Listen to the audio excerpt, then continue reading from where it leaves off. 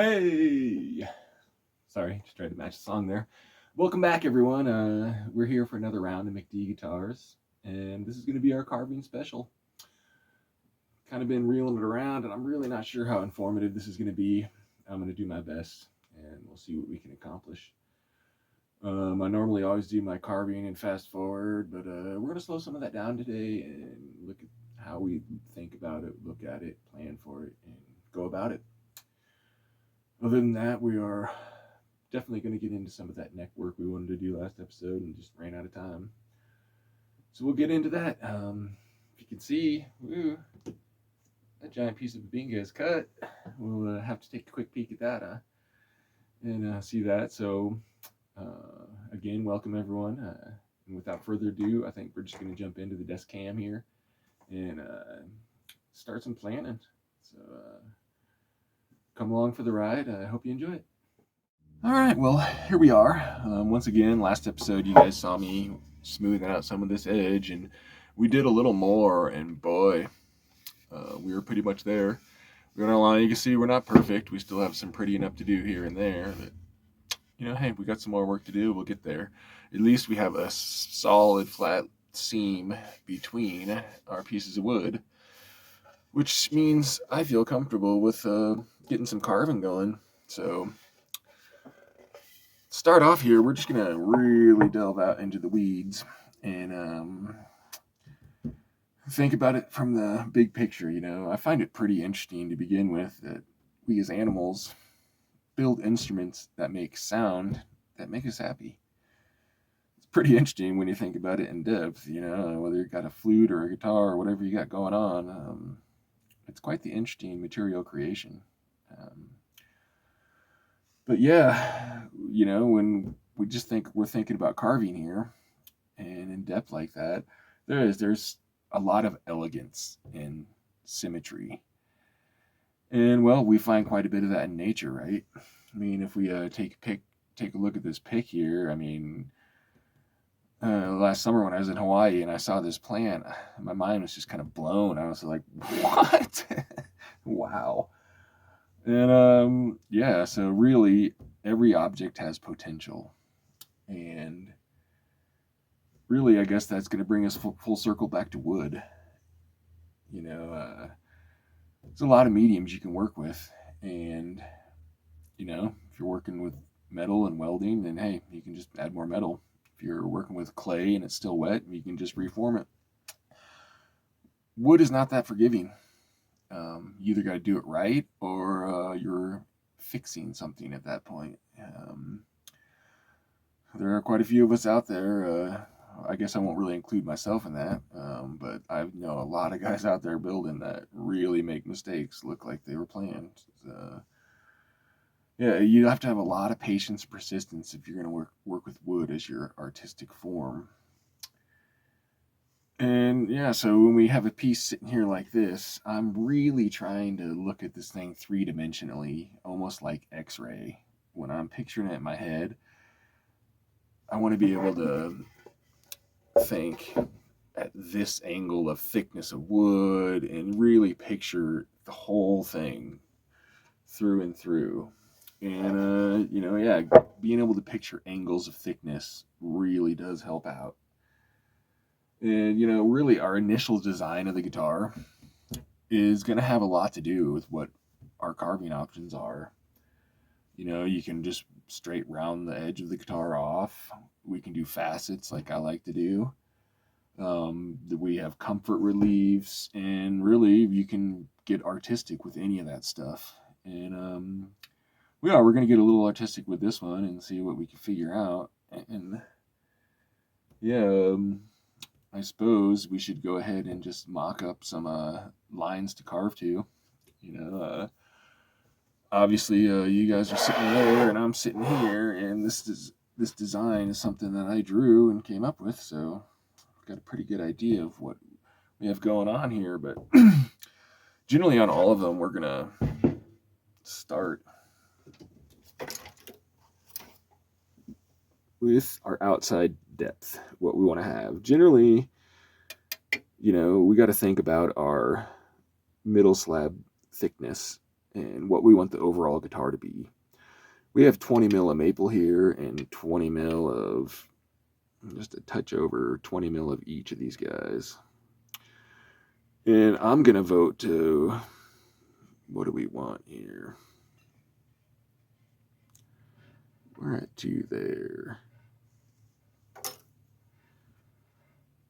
I'm probably going to go ahead and, this is going to be somewhat of a thin looking guitar, but we're going to start with about 8 mil of koa showing. I thought about doing a full centimeter of koa showing, but I figure I know we're going to want to get past that, and that would just give us more carving. And when we do it that way, the more we initially take off, the better angle of carve we're going to be able to achieve. If we went shallow and then try to knock the edge off, we're not going to have a uniform carve line there. We'll probably dip or weave, and then there'll be a lot more correction. So I measured the PRS hanging up here, and we're about 35 mil thick at the main bow and 25 mil thick on the edge at up by the horns. So it's probably going to end up being, it's definitely going to be a little thinner. So we have 8 mil of camphor burl, which we're probably going to end up with 5 mil of maple of camphor burl left, 20 mil of maple, and we'll say 8 mil of koa. So let's give us about 33 on the outside thickness. Towards the middle of the guitar, we will be at least 46, so that makes me feel comfortable with everything we need to get in there. And it is, the end of the last episode, I talked about, some problems I think I might discover, and one of them is going to be, depending on what our carve is here, how easy it's going to be to do the old long needle nose, put pots in the right spot operation. I started getting a little worried. It's going to might be pretty tight in there. We're not going to really relieve the camphor burl top. And so depending on what depth we have in here and where we're going, I was like, woo, we will have a lot of room to relieve on the inside, but I'm going to have to keep a close eye on that and make sure I don't make myself too thin and really struggle to get any of the electronics in there. So I'm going to feel comfortable. We feel comfortable with 8 mil. So eventually this is just a trick that you need to learn. Being able to hold a steady hand and mark your wood. So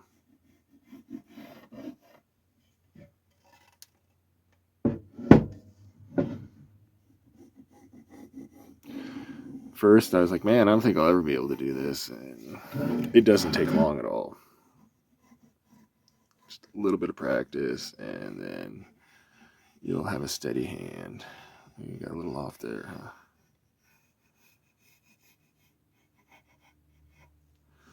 Might as well dip in for a quick little measure, right?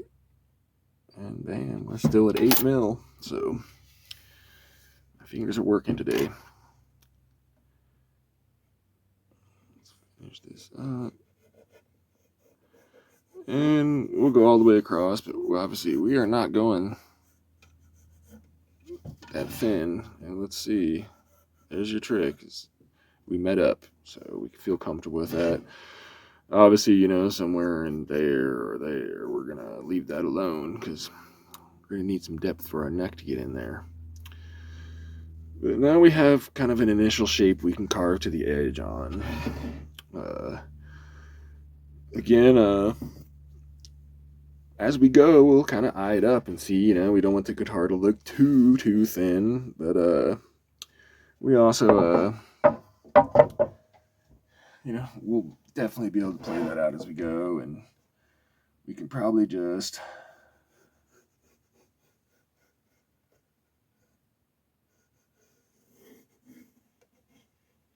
give ourselves a little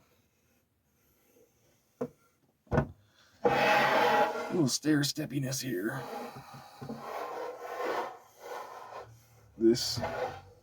That line won't be as crucial But we can go ahead and now we gotta be a little bit artistic. You can kind of imagine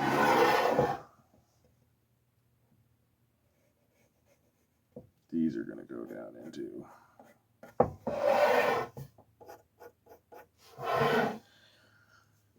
This guy, we're gonna do something interesting. I decided that from our ridge here, something like about there.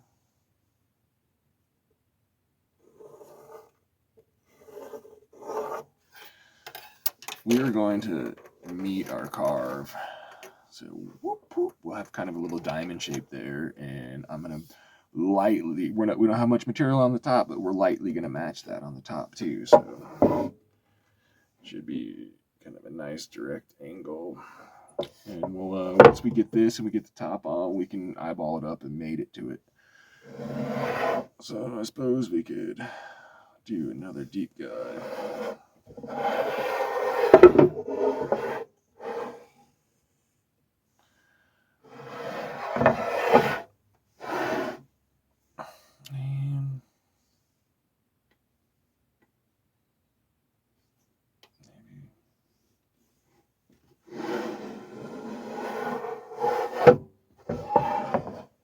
Sneak in one more there, just around there. Now as we get the angle grinder out, we're going to be able to kind of follow the leader. Take a little bit off at a time, and we will, we've got our basic dimensions to carve to, so from this point, we'll definitely do a little more figuring. We'll always give ourselves a couple extra minutes to look back and be like, oh wait, what if I added this?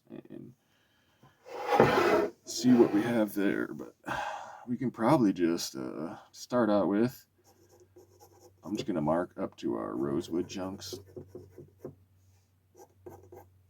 And we'll see them there. So we're not going to go up beyond that.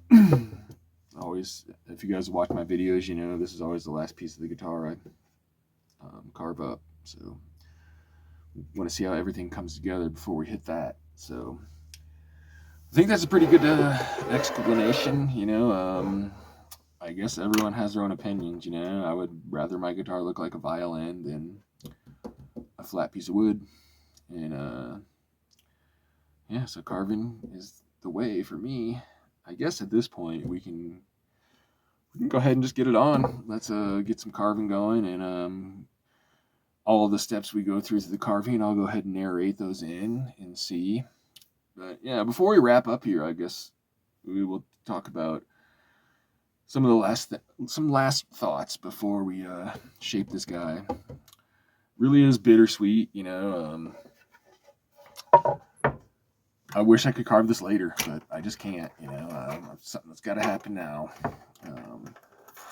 But it does. It kind of it always represents a problem that once you carve it, it's a little harder to clamp the top on because you're clamping to an angle on the bottom. We will have one thing going good for us there, and that's the fact that we're working with a thin piece of burl, which is going to have quite a bit of flexibility as it goes. When I did the redwood top that I inserted in the limba, I was really worried. I was like, man, that redwood just kind of does its thing, and I was kind of worried about getting a really flat joint. And as soon as you get the glue on that wood, it was almost elastic, and I got a perfect joint out of it. So some of these softer woods, and thinner tops, you do have a little more leeway to get a nice perfect joint. You know, we're not going to cut ourselves short. We don't want to put any undue stress on the top that's needed, so we'll make sure everything's very level, but we'll always have that little bit to go on, that we have a little flex on our top to go. And so again, yeah, I mean, once we get this carved, the koa is kind of soft too, so we're going to have an angle on the back, and we're going to be clamping a top to it. So I'm probably going to just like tape balsa wood all the way around the outside of the back of the guitar, because this koa will dent really easy from the clamp. And if we have a peak on our horns that we need to clamp to, I'm gonna definitely make something that wraps around it and protects us. So yeah, it's gonna be bittersweet doing it this way, but I think it's time. It's time. Let's just go ahead and make this guy beautiful and give it some elegance, and then we'll see. We'll see if we get to weight relieving the inside and making it look nice, or we jump right over to the neck. I guess we'll decide when we get there, but we only have one true carve on this guitar, and it's my favorite part, so let's go out there and get into it. I think it'll be a nice day outside today to get this done, and we'll just move forward. So we'll see you guys outside. All right. Just wanted to show the last little bit of touch-up we needed to get done before we took care of all this. Cheers. So, if we can imagine the line on the side of the guitar and the carving guideline on the top of the guitar, we can get back to that dimensional thinking and picture those two lines connecting. We know there's a triangle of wood we need to take off the edge of the guitar, and we just want to ease up to that line and keep things fluid. If you can see here, I'm only taking swipes with the angle grinder. Angle grinder is not something you're going to want to use like an orbital sander that I get out here in a little bit. If you start wiggling back and forth and running that around, you can come up with some problems really quick. So you learn how it goes, and each wood's a little different, and you can just start taking these big swipes and really keep a flat carve, because if you get crazy and wild with an angle grinder, you're going to have some serious dips to take care of. And as you see, that's working out really well. We're getting right down to that line, and after that we'll continue on. But yeah, as I was saying, wow, I was really lucky. I took this back and middle out to the workshop before I started this, and I was like, just ponder a little bit, and I threw a pot into the hollow body cavity, and whew, let's just say I'm glad I did, because I ended up bumping our sideline up a little, and yeah, we're gonna have to definitely we're gonna have to carve out the inside of this guitar pretty good to get everything to slide through there. So luckily we did those measurements before we went too far with the carve, and everything is happy. When you get to the end grain down here, it works a lot harder, and just be patient with it. Don't try to force it. You can see I'm really kind of feathering there. I'm not putting a lot of pressure onto that flap disc. We have a flap sandpaper disc we're using, and when it comes to using an angle grinder, die grinder, you really want to feather it and let the accessory do the work, and it will give you very good results. And as I was saying, the end grain of this is hard. Boy, this wood worked a lot harder than I thought it would. It was very forgiving, and not anywhere near as soft as I thought it'd feel with the angle grinder. When you work up here, you can kind of see I always start out of that little dip in the side of the guitar there, and from both directions you can usually ease it out pretty good.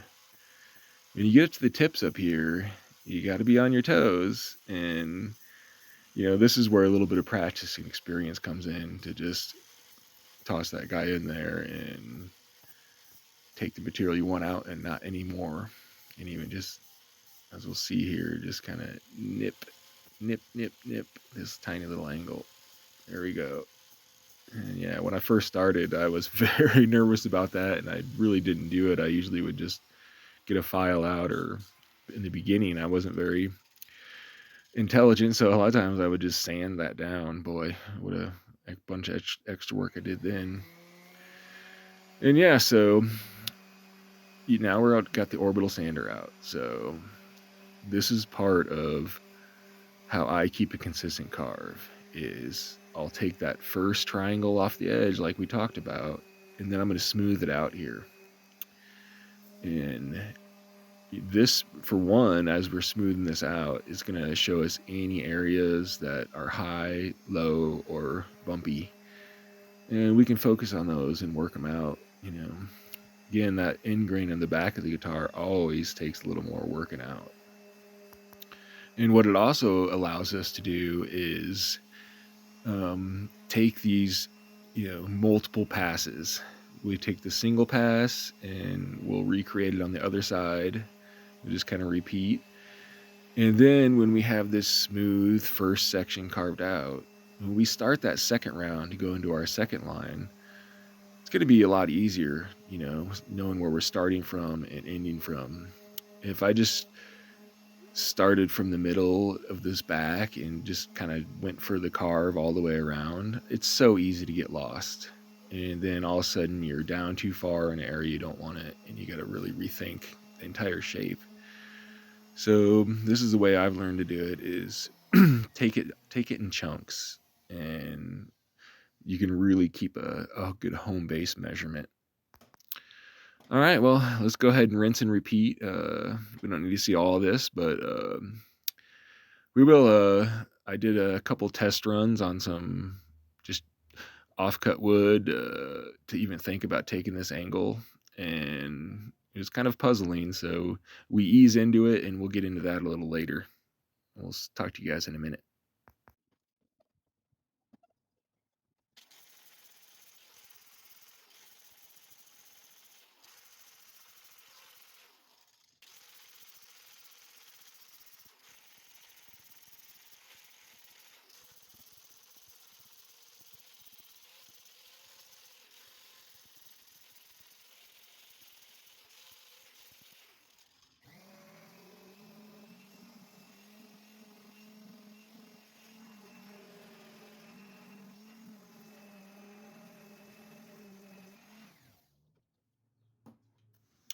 Okay, well, as we start our second pass, we're going to start with a new set of problems.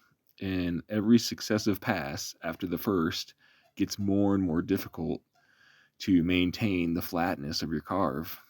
If you got an angle grinder, it's really easy to go too far too quick.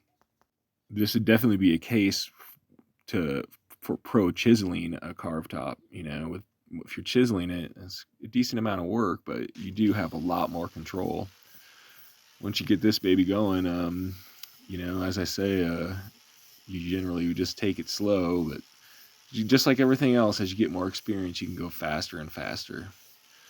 You can see on the second one, we're still wide enough with our flap disc that we can just start on the center of that triangle facing us in between our lines and really watch it go flat. And if we get closer to one of the other lines, we can adjust it and maintain it.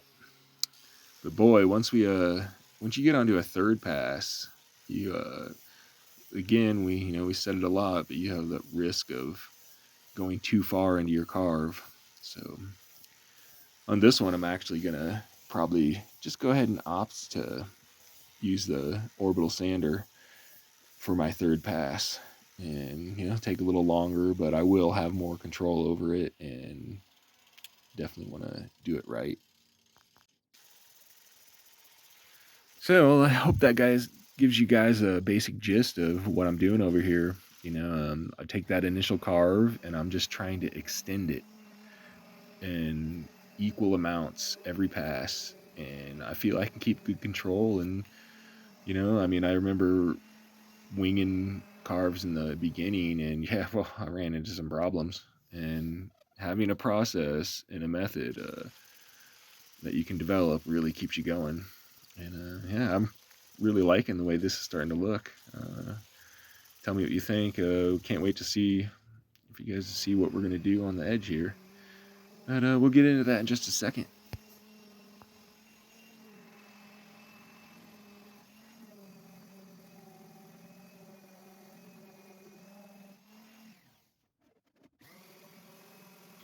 Once we get to this level, we really just want to start to remove any kind of faceting or any lines we see in the guitar, and just really give it that beautiful seamless carved look. And yeah, this piece of wood is just beautiful. It's a joy to work with.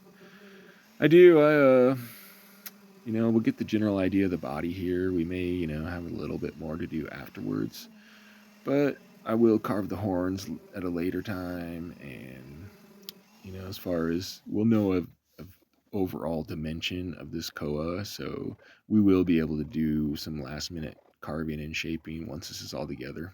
Still feel comfortable now that we've got our general shape. But here we go. Here is our chunk of artisticness for the body. This little, we gave ourselves a little rib here, and I think it looks pretty cool lining up with our point in the body. And I promise I'll make sure it's soft and cozy and doesn't poke you, Eric. And but yeah, you always got to be a little artistic, right?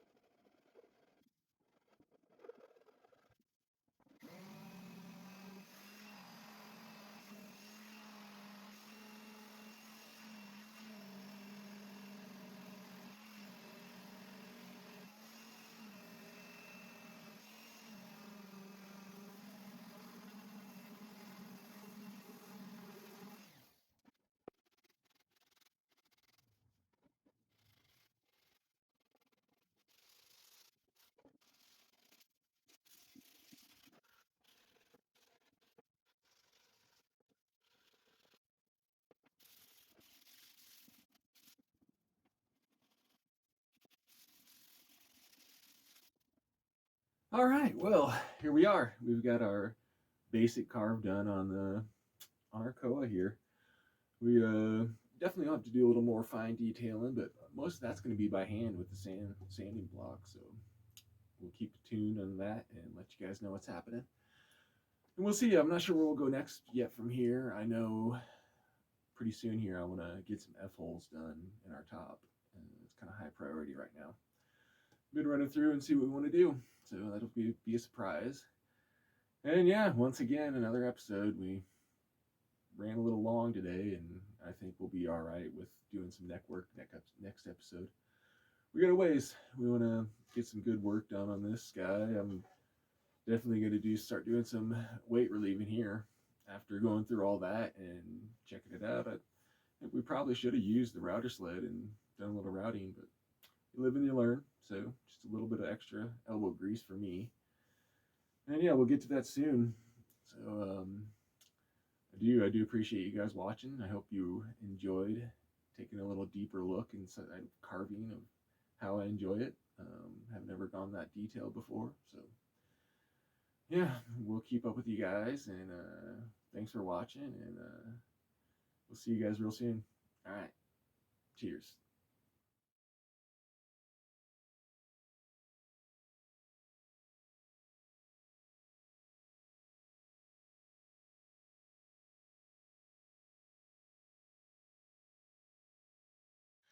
All right, well, can't resist a quick peek here at some future workings. So we have this beautiful, beautiful piece of Honduras rosewood, which we are going to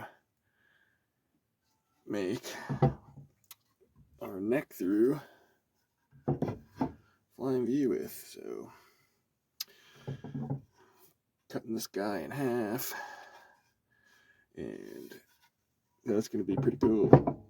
We do have a flamed maple top for it, so should be pretty interesting. Yeah, I can't wait to see that come together. So, and boy, this piece is 36 pounds, 3 inches by 10 inches by 45 inches. So it was quite the interesting escapade. I didn't film cutting this. Didn't really feel like I needed to. And I actually started out with the idea that I was going to use a handsaw, as I didn't really want to slide 36 pounds of Kabinga through my bandsaw. But I could tell right away within like the first little bit of the cut, it's like, oh, this is not going to go straight. I'm definitely going to go off. So I braved it up and ran this guy through the bandsaw. Of course, this I had to do by hand. Can't go that way through my bandsaw. But yeah, just want to give you guys a quick little peek of all that, and we'll see that in the future. So let's put this away and get back to our beautiful carve. All right.